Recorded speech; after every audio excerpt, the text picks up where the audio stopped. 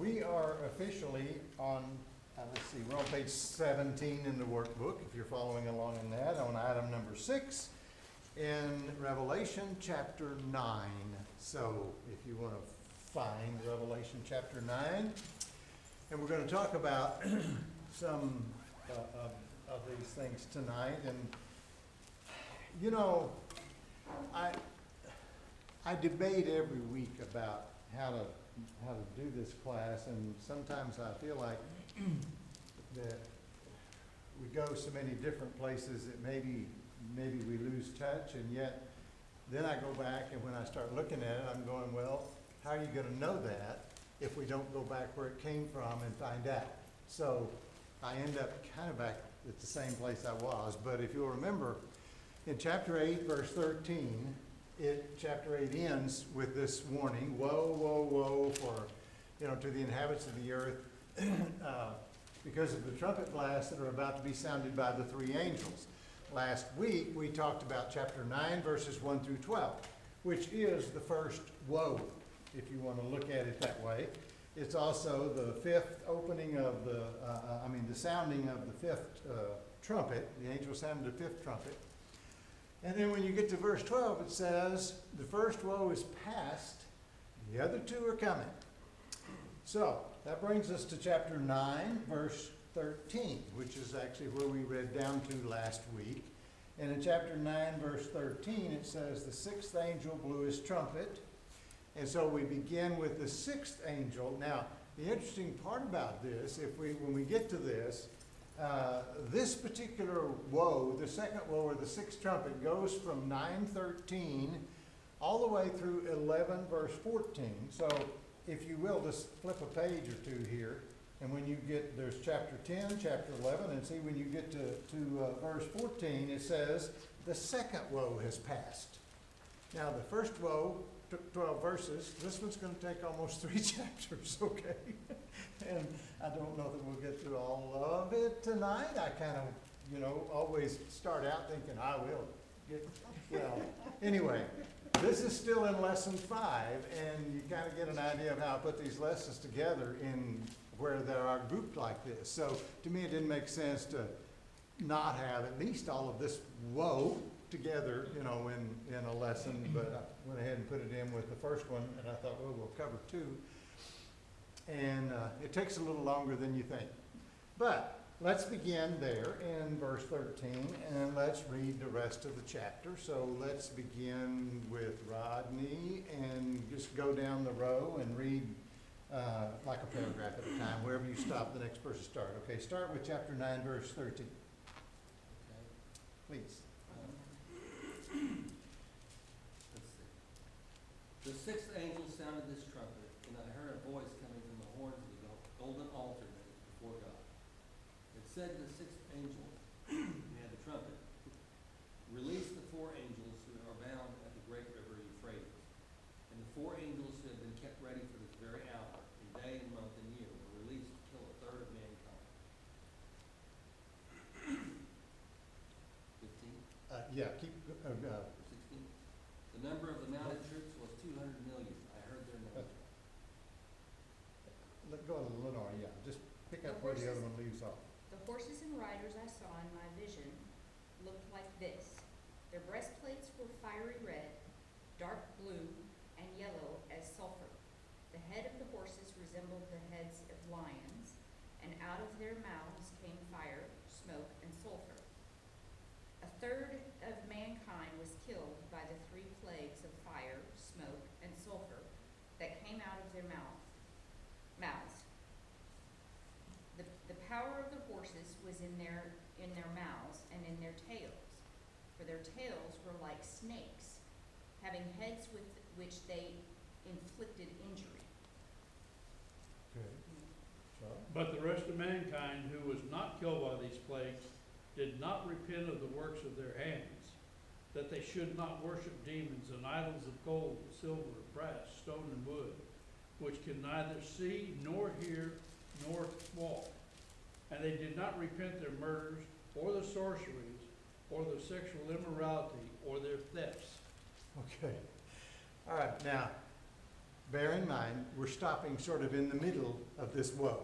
So, but let's hang on here for just a second and go back and consider a couple things. In the first place, this woe goes on through 11 and verse, but if you start, and what we're going to do is look back at some of the other things as well. But he begins here by talking about the angel blew the trumpet, and I heard voices coming out, and it says, release the 4 angels at the great river Euphrates.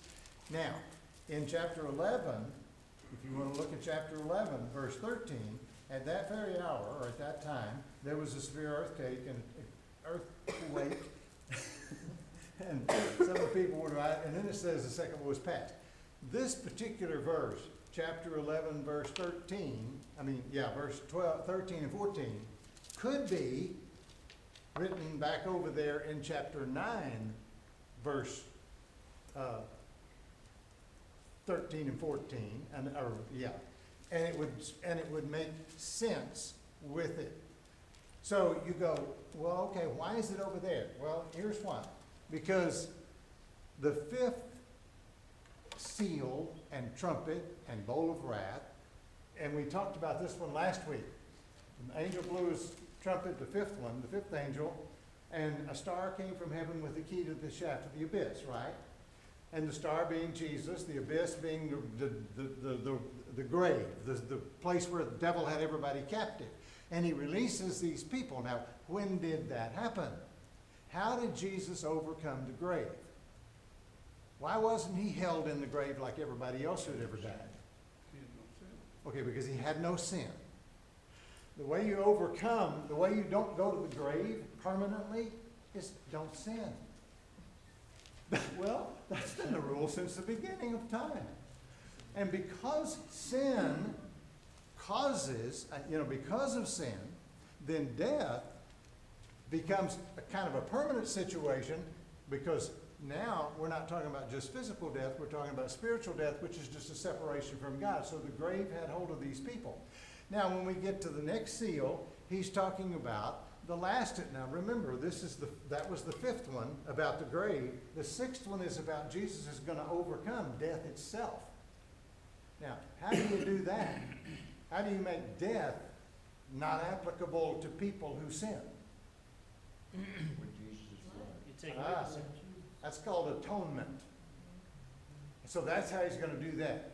Now here's the interesting part about the way this is put together is, okay, on the cross, he's buried, spends 3 days and nights, and he's raised again. And the Bible tells us when he was resurrected, first in Matthew, it tells us that in Matthew 27, that the graves, when Jesus was resurrected, the tombs were opened and some of the dead people came to life and went in the city when he was walking around. I imagine that. You go, look around and you go, who's that guy over there? I don't know. It looks like David to me. How did they know? I don't know. Anyway, some of the dead people walked around because they were released from the grave. Now, but the fact is, we always think that everything happened on the cross.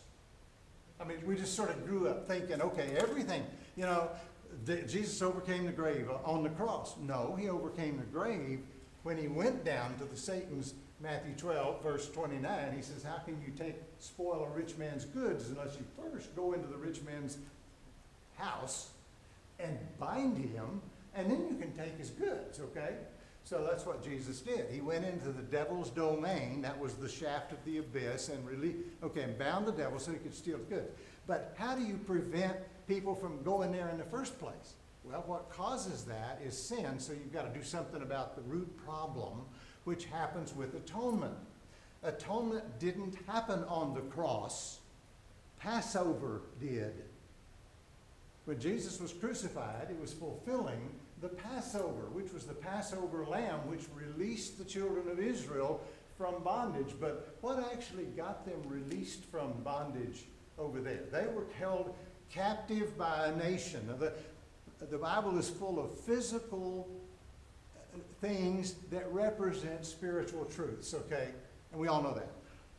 Here they are held in Egyptian captivity. What single thing happened that caused them to go free? Killing of the firstborn. Yeah, the death of the firstborn. The I only mean- thing that protected them was the blood of the lamb. Yeah, and then they would put the blood of the lamb over the doorpost. When the angel of death came over, he saw the blood, and he just passed on over, okay? Now, but it was the death of the firstborn, and Pharaoh, I mean, they'd had 9 other plagues, right? And every time Pharaoh changed his mind, said, no, you're not gonna go. But this one, he came running down there at midnight and said, okay, get out. And so they all got out. Well, the death of the firstborn, Son of God, was Jesus, and that released those souls from the prison of death, the bondage of death. Now, later, that happened in the first month, the 10th day of the first month was the Passover. The 10th day of, the 14th day. I need to go out and come back in. Clear my mind. Okay, now, that was the 14th day of the first month. The 10th day of the 7th month was the atonement sacrifice. And that was given to the children of Israel, not when they were in Egypt, but after they were away. They'd been released, they're out there in the desert and all this. So the atonement was to actually for the forgiveness of sins. But again, that was typical of what Jesus would later do in providing permanent atonement for the sins of the whole world. So between the two, between the overcoming of death by living a sinless life, that's how he became our high priest. If you remember when we studied Hebrews, it says he wasn't a priest after the order of Aaron. He was appointed priest on the basis of an indestructible life because he had no sin, okay? Not because he was a son of Aaron, okay? Because he wasn't. And we're going to get to that in the lesson tonight as well, a little bit more. But because of that, then we always think, well, then all of this happened at once.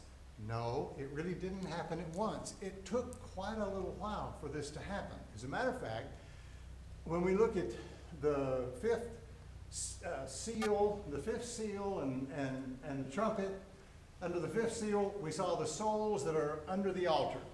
What happens on the altar? Atonement. Yeah.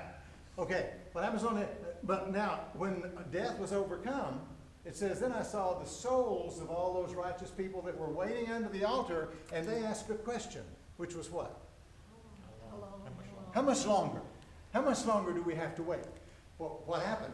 They were given white robes and told what?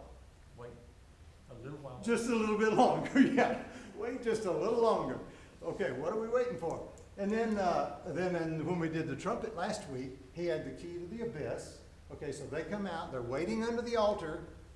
Okay, death is no longer going to hold them, but they still got a problem, with that they need the atonement of Jesus. Now, when you get to overcoming death, that happened 37 years later. Now, I know, in your mind and mine as well, you go, wait a minute, that can't be, all right? The truth is, a whole lot of things had to happen.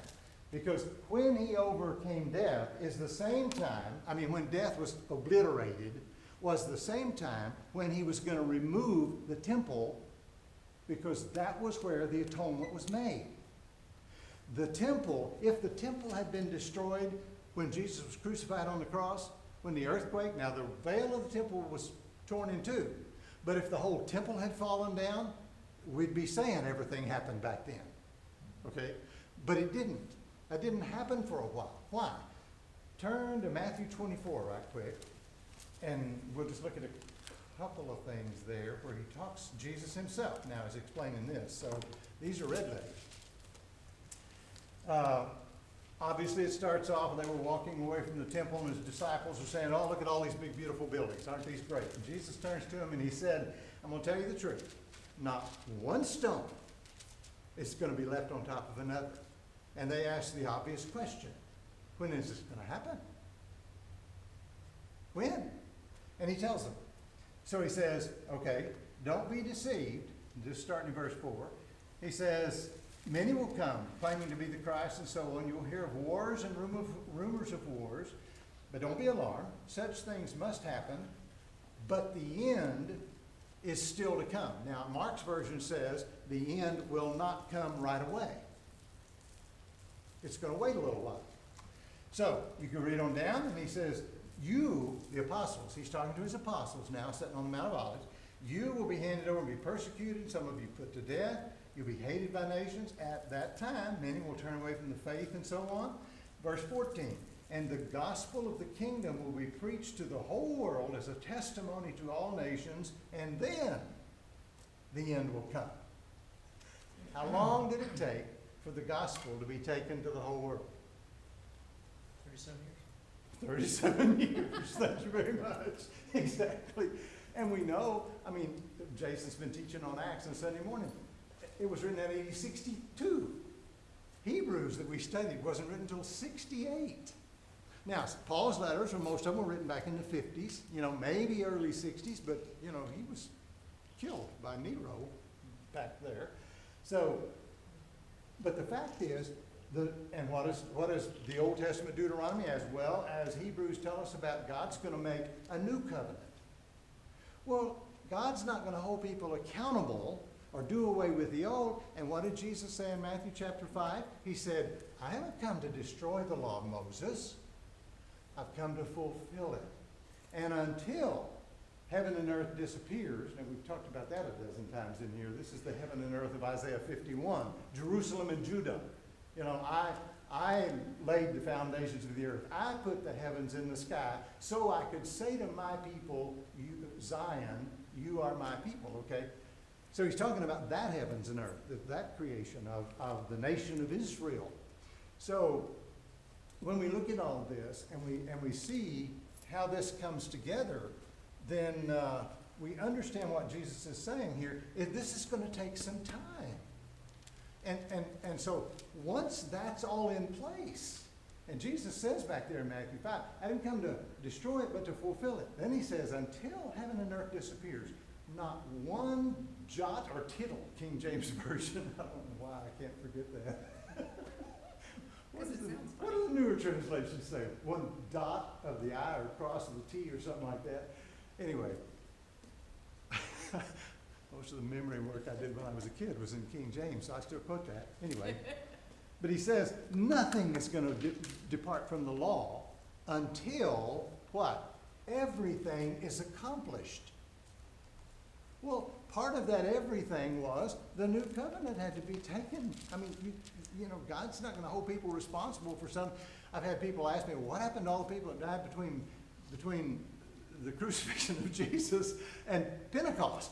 First gospel sermon wasn't even preached for 50 days. Are you telling me that there was no salvation for anybody for 50 days? Because we've always heard that once Jesus was crucified, the old law was nailed to the cross, and bam, from then on, anybody who wanted to be saved had to be baptized into Christ. No, that just isn't the way it worked.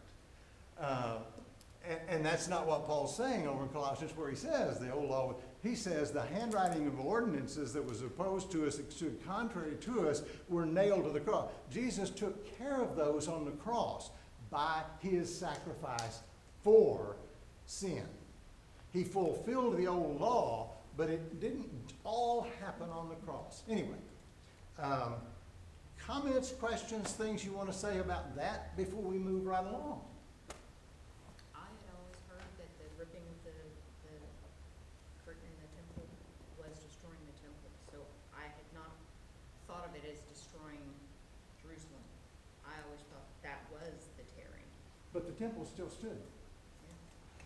Makes So, sense. Jesus said, not one stone left on another. He didn't say the temple, the veil's going to be split. He said there's not one stone going to be left on top of another. And the truth is, after Jesus was crucified for the next 50 days, and quite frankly, for the next 20 or 30 years, I mean, what happened to all the Jews that lived way outside, all the way over to Rome or wherever? They were still offering sacrifices for sins. They still had the old law.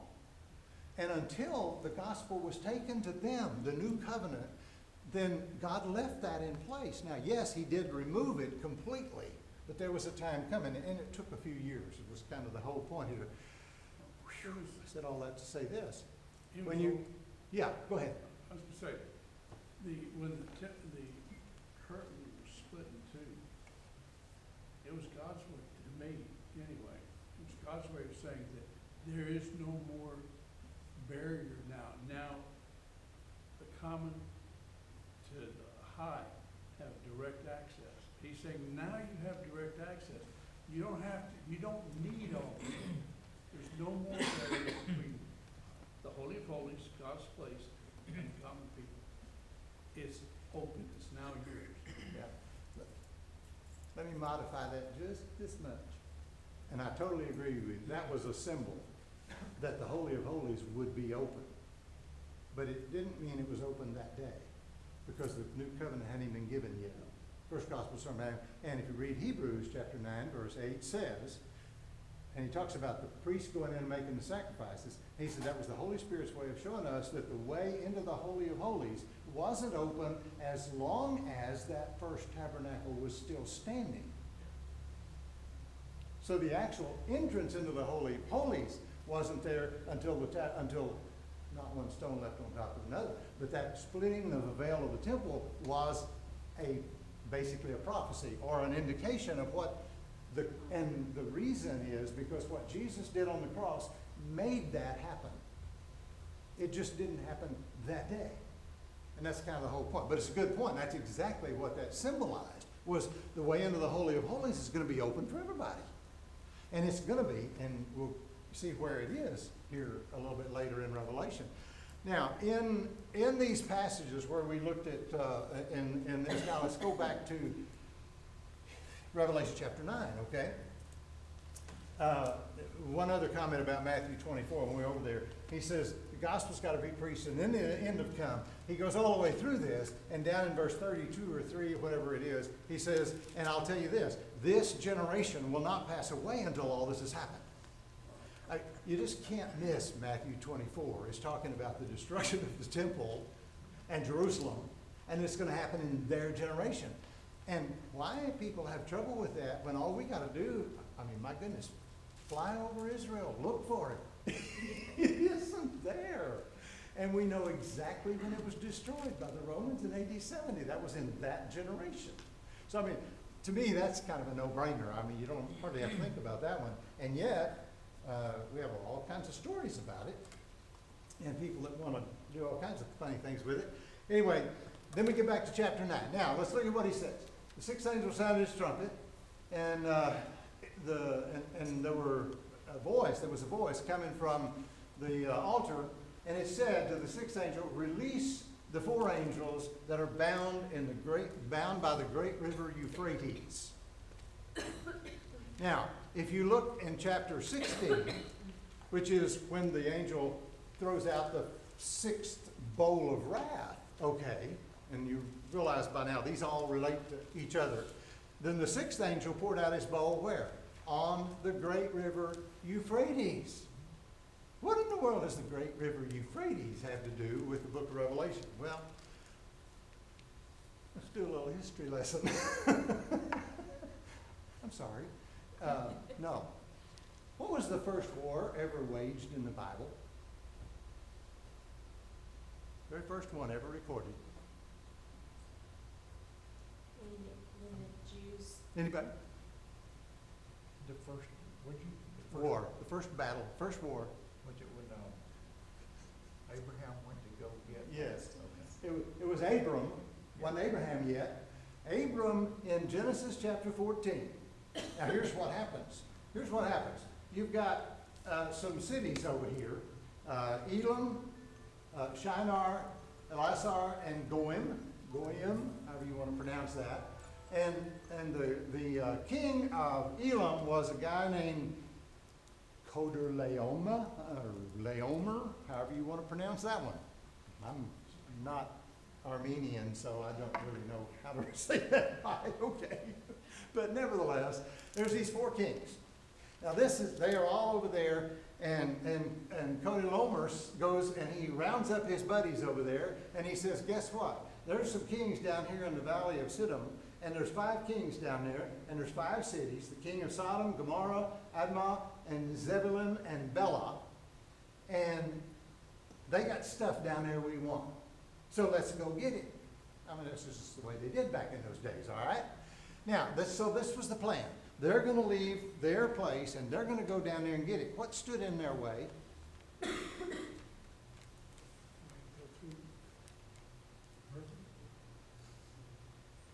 The great river Euphrates.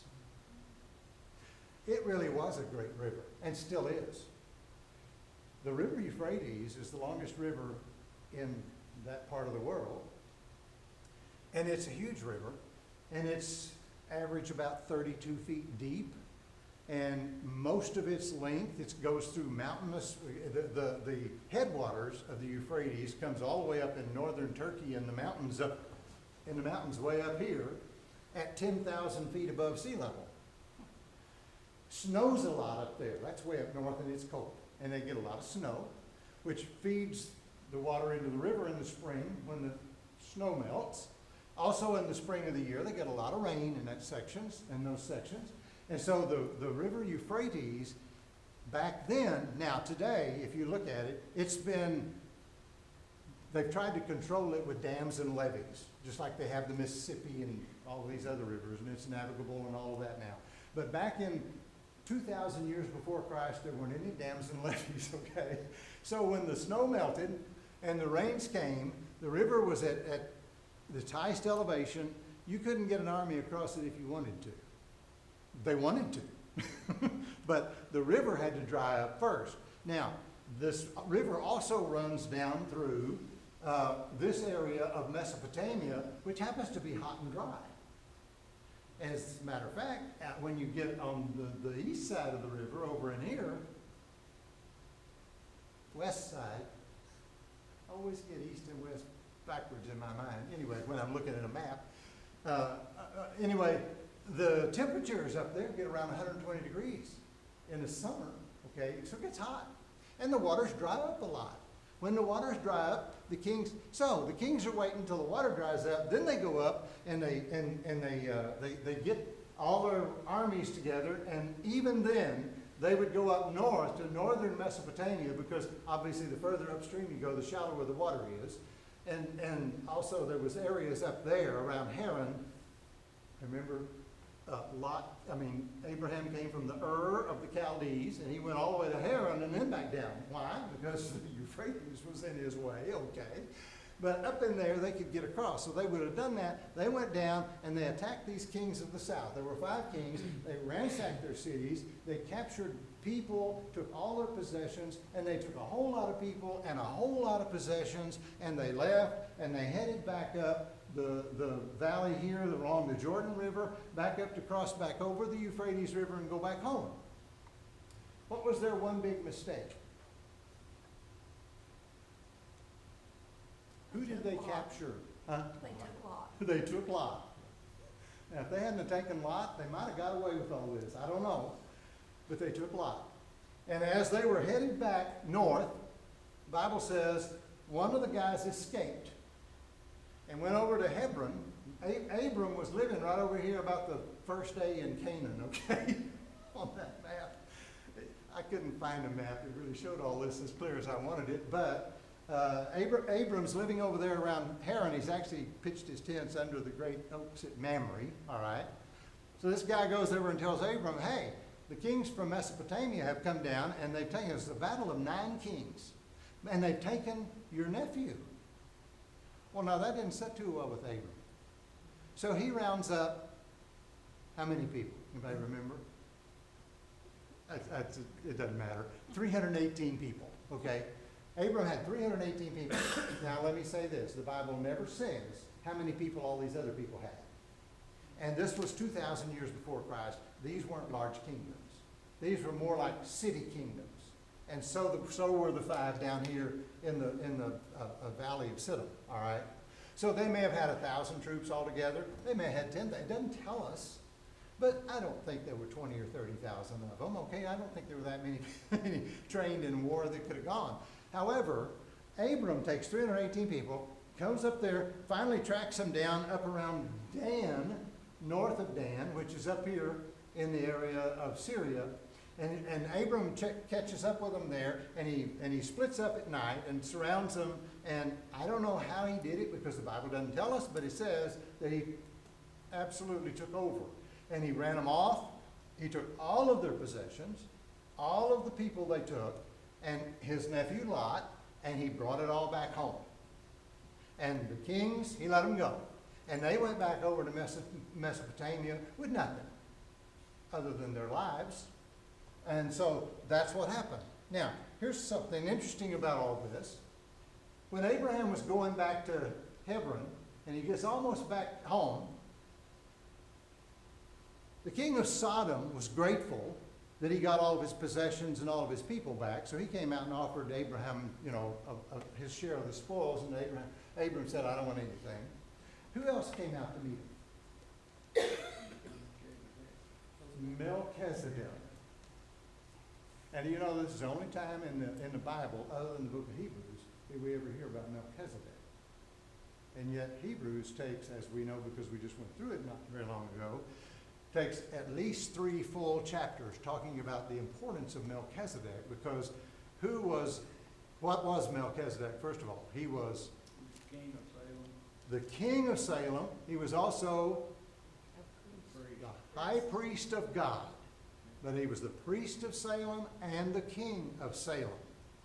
Nobody else in all of the later history of the Jews, you couldn't be king and priest.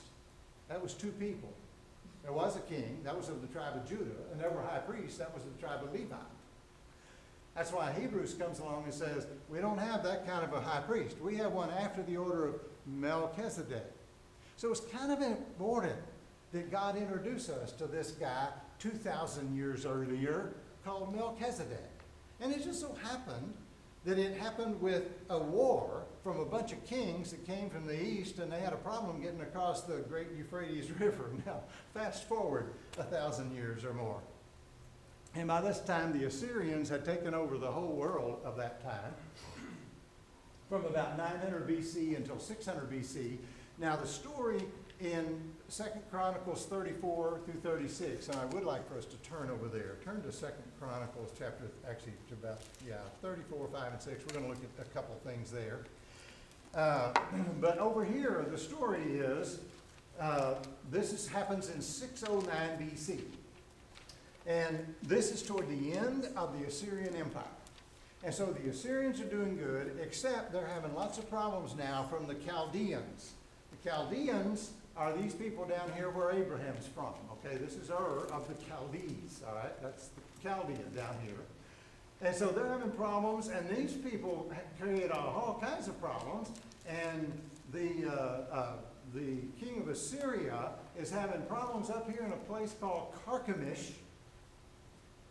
And now Assyria already controls all of Turkey and all down through here, including Egypt. So somehow, and the Bible tells us over here, first of all, looking at a couple of things. In the beginning of 34, it tells us about Josiah. King Josiah. Josiah was 8 years old when he became king. And he reigned in Jerusalem for 31 years. And the next verse says he did what was right in the eyes of the Lord and walked in the ways of his father David. Josiah was the last real king of Judah. Yes, there were 3 or 4 more, but they were appointed by either the Assyrians or the Babylonians, okay? They weren't, okay. Anyway, now Josiah's son became king, but he didn't last long, 3 months. Anyway, when you go on through, now Josiah's a good guy. And he clears the land. You read the next couple of chapters through 35, through most of 35. He gets rid of all the idols and everything they were worshiping except God. He cleans out the temple. He finds the book of the law. He makes all the elders and all the heads of all the tribes come in and stand until they hear the whole law read. I mean, he's a good guy. Now, look at chapter 35, and so let's start in verse 20. After this, when Josiah had set the temple in order, Necho, king of Egypt, okay? Now, if you look at the map, Necho is obviously from Egypt, but he is under Assyrian. Assyria has conquered Egypt, so he's basically a puppet king, or a puppet pharaoh, they call him down there, for the king of Assyria. And the Assyrians were in trouble. So, it says, Necho, king of Egypt, went up to fight at Carchemish That's a long way from Egypt, okay? On the Euphrates. Now, just for what it's worth, Carchemish happens to be on the other side of the river. It's on the west side of the river, okay? Not the east side. Probably the Assyrians couldn't get across the water, and they were losing more ground all the time to the Chaldeans. And they were getting concerned because their empire was shrinking, and the Chaldeans were getting more and more people. Now, the Chaldeans had a crown prince who was a ambitious young man by the name of, anybody want to guess? Nebuchadnezzar. He was the crown prince of the Chaldeans. And then he goes up and takes their troops. Now, look what it says here. Necho comes out. But when Necho sent when he was going up there, it says, and Josiah marched out to meet him in battle. So here's Necho headed up to Carchemish. Only he only gets to Jerusalem and this area right in here and in Canaan, and Josiah decides he's going to go out and fight him. Josiah probably thought they were coming up to attack them. It wouldn't be the first time in Israel's history that somebody from some other nation had tried to wipe them out. So he goes out to battle. But look what happens. And then he says, but Necho, this is verse 21, 21, I'm sorry. Necho sent messengers to him saying, what quarrel is there between you and me, O king of Judah? It's not you I'm attacking at this time, but the house with which I am at war, which was the Chaldeans, okay? God has told me to hurry up and get to Carchemish, all right? So stop opposing God, who is with me, or he will destroy you. What's wrong with all that? I mean, this is wrong on so many levels. Here you've got an Egyptian Pharaoh telling the good king, who's always done God's will, what God's will is. And Josiah's out there trying to fight him, and he's going, I don't have a quarrel with you, Necho. But he's saying, God has told me to go to Carchemish and fight the Chaldeans, and if you get in the way, you're not going to come out really good in this. So you need to go back home. And what does Josiah do? Yeah, he disguises himself and goes out to fight him anyway. And what happens to him? Yeah, he dies. He gets shot by an arrow and he dies. Now, to me, that is just totally bizarre. But it gets even more bizarre. All right? Because as the story goes, he wouldn't listen to Necho. So he said at God's command, he went to fight. So he went out to fight him on the plain of Megiddo. Now you might want to remember this cute little spot, the plain of Megiddo, because this is where the last famous battle, of Josiah as the real king of Israel had, and he dies here at Megiddo in a battle against the Egyptians who are going to fight the Chaldeans. Now, when we get to chapter 19, we're going to read about another battle that's coming called the Battle of Armageddon. Okay, Armageddon. This sort of ties together. Now, I asked you a while ago, what does any of this have to do with Revelation? A whole lot. Now, you keep going, and of course they made this big celebration. Now, if you keep reading on down, when Josiah died, they took his son, all right, and made him, Jehoahaz, this is in 36, first two verses, and made him king in Jerusalem. But look at verse 3. The king of Egypt, that would have been Necho, dethroned him in Jerusalem, and he only was king for 3 months.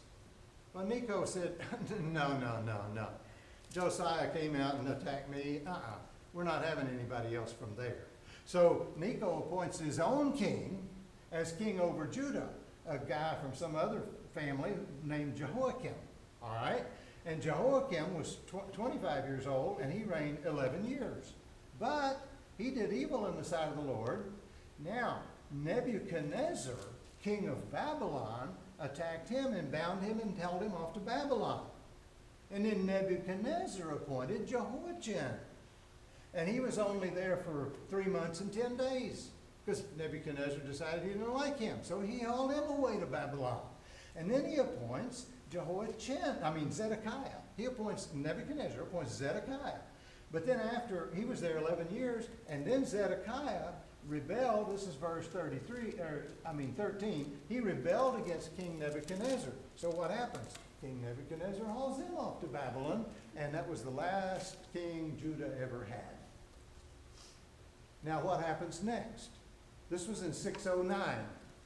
When did Daniel go to Babylon? 604. When did Nebuchadnezzar become king of Babylon and the whole Babylonian Empire? 604. Now, when the Babylonians wanted to come back, and this is what this goes on to say, that the Babylonians are going to come down and destroy the city. Okay? This was 587 when Nebuchadnezzar brings the troops back down. Where did the troops come from? Over here in Mesopotamia, like they always had. What did they have to get across to get there? The Euphrates River. And what had to happen for that to happen? The Euphrates had to dry up. So they had to wait for the right time of the year for the Babylonians to come. And that's what destroyed Babylon the first time. Now the prediction all through the Old Testament, which we've discovered, is it's going to happen again. And it's going to happen on this great day of the Lord, when the Lord himself is going to bring a great army. Now we get to the vision, starting in Daniel. The fourth kingdom is who now? The Romans. And they're coming. And they're going to come, and not one stone they're going to wipe out Jerusalem again. All right? But where do they come from? Well, according to Josephus and really most of the history that you read, you know where Rome is. It's way off over there. Now, Rome sent troops in ships. And Daniel tells us that ships from the western coastline came, all right?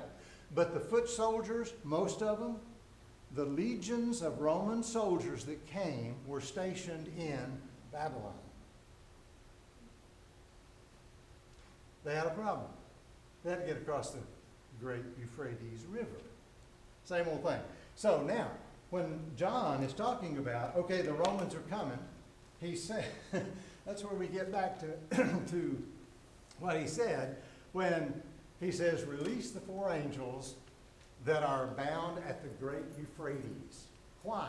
So they can come, and because they were preparing for war. And if you go back to chapter 16, when we get to the bowls of wrath, that's exactly what it says. So they can dry up the river, and the soldiers can come. And he's talking about all these soldiers, and he gives these great descriptions about these soldiers and what they look like, and their what? Blue, what colors were they? I forget. Anyway, they're brightly colored uniforms. Football uniforms, that's what they had. No.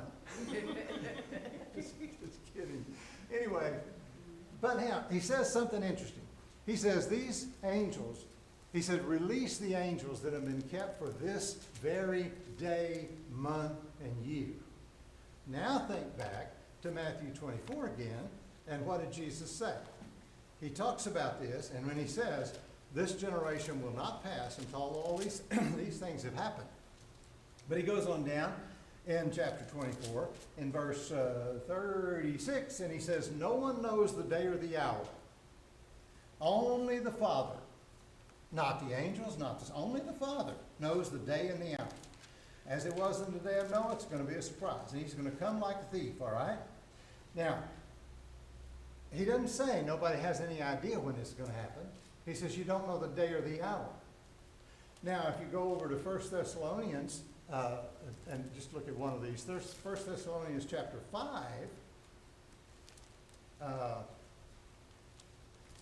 Thessalonians chapter 5. We'll get there in just a second. Paul's writing to the Thessalonians. By the way, this is some of the same people that John's writing to, only it was a few years earlier. And Paul says, now, about the times and dates, we don't need to write to you, for you know very well that the day of the Lord will come like a thief in the night. Okay, who said that? Jesus. All right? Now, Paul says, while people are saying peace and safety, destruction will come on them suddenly as labor pains on a pregnant woman. Think about that one. Does a pregnant woman know the day or the hour she's going to give birth? Nope. But does that mean it might be 1,000 years? It better not be. You're going to have one angry woman. Okay. Matter of fact, if it's just a year, you're going to have problems. Anyway, he says it looks like a pregnant woman. But then look at what he says. He says, but, verse 4, you brothers are not in darkness so that this day should surprise you like a thief. Now, what does Jesus tell them back in Matthew? He says, look, I can't tell you the exact day or hour. I'll tell you this generation isn't going to pass until it happens, but I can't tell you the day or the hour, so watch. And when you see these things, in Luke's account, he says, when you see armies surrounding Jerusalem, run to the hills, because this is fixing to happen. And what does he tell the Thessalonians? Hey, if you're paying attention to what Jesus said and you're watching for the signs and you start seeing the armies coming, get out of the city. This day should not surprise you like a thief. Because why? Because you're listening to what Jesus had said and what the apostles had said. So this is the angels here in Revelation. John says, okay, God had, not Jesus, 4 angels stationed on the Euphrates River for a special, and what does he say? Get them ready for this very hour and day and month and year. This is the day and hour and month and year that Jesus said nobody knows but God. And if you'll just recall back from Daniel, remember over there we read how he saw the Son of Man coming on the clouds, and the armies come in and they fight the battle until God stops it, until the Ancient of Days pronounces judgment. All the way through the Bible, it's God who decides exactly when this happens. That's how this all, at least in my crazy mind, okay, how this all fits with what in the world is so important about this great Euphrates River. And we look at all these verses, and you can look them all up. And then he goes down in the rest of chapter 9, at least in my opinion, where he's talking about, keep in mind that John is seeing a vision. So he's describing what he saw looks like. So he sees this big army coming. Well, we should know that this army that's coming is going to be the Romans, because that's who's coming to destroy Jerusalem, and we certainly all know it because we know that's who came. But then he describes this in his vision. He looked and he says, I saw the horses and the riders, and they looked like this. Their breastplates were fiery red and dark blue. Their heads of the horses looked like lions out of their mouth. It was just this unbelievable scene, this Steven Spielberg scene that John could only describe in all of the. But I don't think you can say, oh my goodness, what does the red stand for, and what does the yellow stand for, and what does the breastplate mean?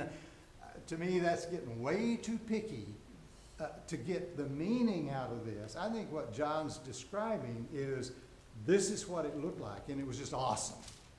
This army that was coming was just unbelievable, okay? And then he even tells how many there were, He says the number, where does he mention the number of the troops? 16, yeah. And the number of the troops was what? 200 million. I know, and that's what all modern translations say. And the reality is, that isn't what John said. What John really said was, dis myriads, okay, which dis is 10 in Greek.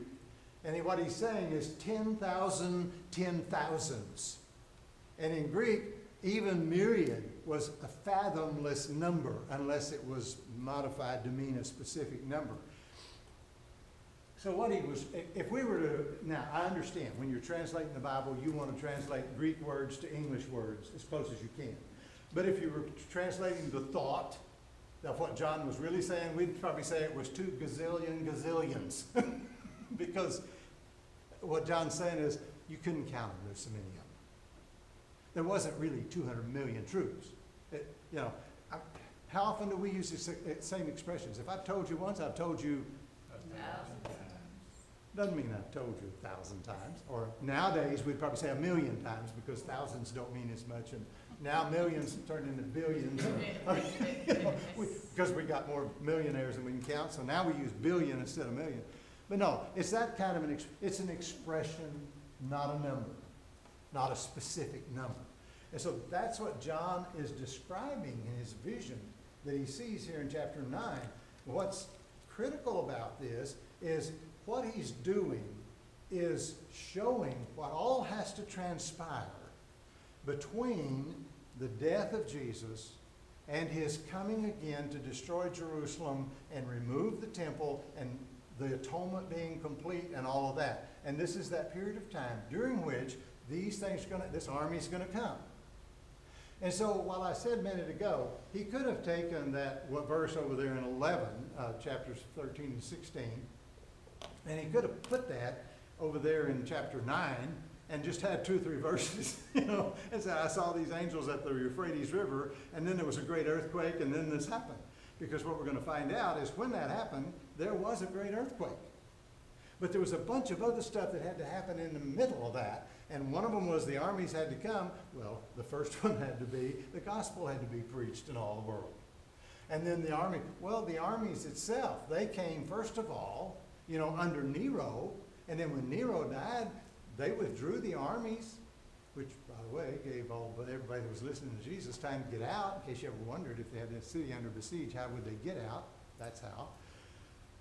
And then Titus brought them back. In 66, there was a 3.5-year war, and we're going to see that in 1,260 days and times and half a time in all kinds of places here in Revelation.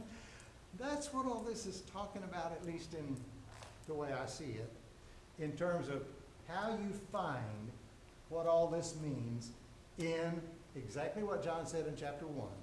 Everything I saw comes from the Word of God or the testimony of Jesus.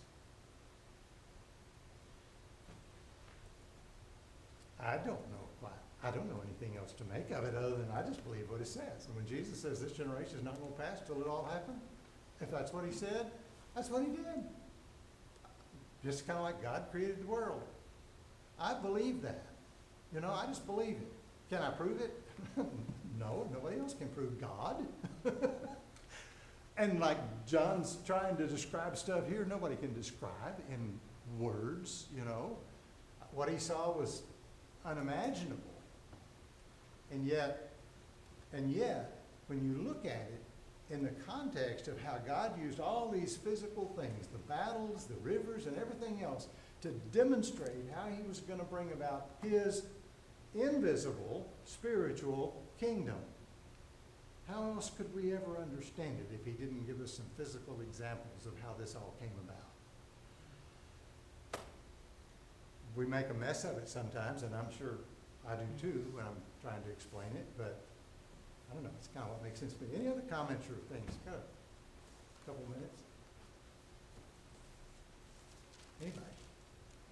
One thing that I'm not questioning the number. Oh, yeah. The idea that there's so many you can't count, Yeah, yeah.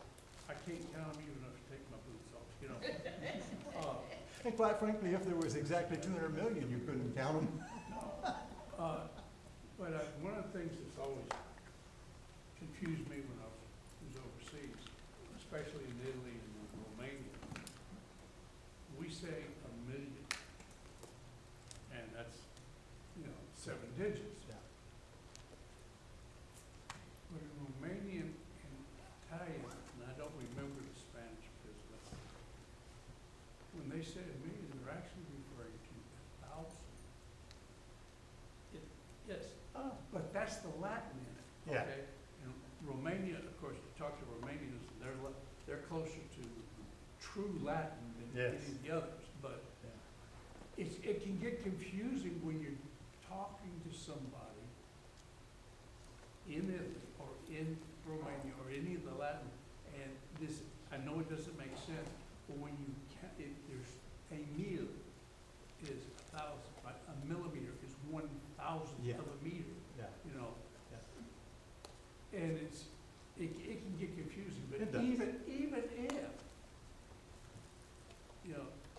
I know it's written in Greek, but many of the chronicles that. But the Greek official language was Latin. Yes. So, But yeah, a lot makes of the sense. chronicles that were written could very well have been